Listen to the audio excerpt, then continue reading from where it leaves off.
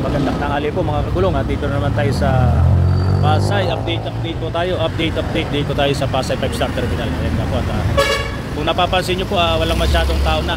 Kasi nasa probinsya na ang lahat ng ating mga pasahero.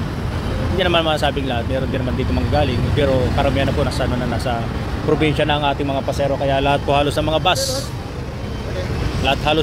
Ay tinatapo na sa probinsya para po sa pagdagsa po ng pasahero doon na hindi po mahirapan natin mga mananakay na umuwi ng Manila para po maraming bus sa probinsya.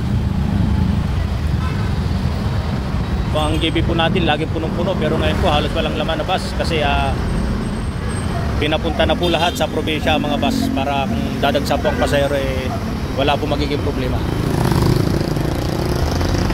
At yan po ang laging ginagawa ni 5-star, ang matulungan po kayo at mayatid kayo sa inyong mga destinasyon.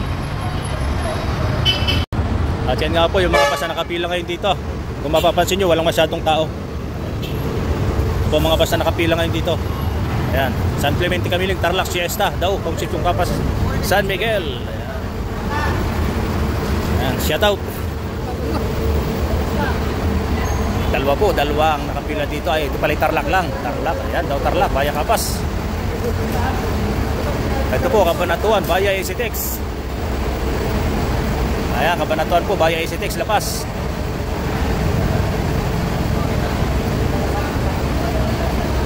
Ito, Dagupan, Baya Marquemol, shoutout sir.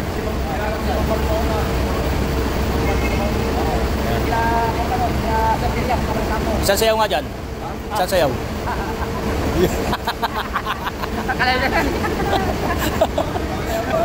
Yan. O, isang sayaw dyan, isang sayaw. Yun o.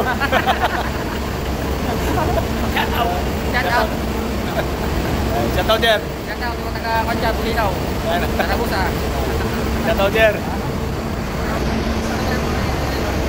San Carlos o, Drake 5557. At siyempre, hindi mawawala ang ating Bulinaw. Si 88136.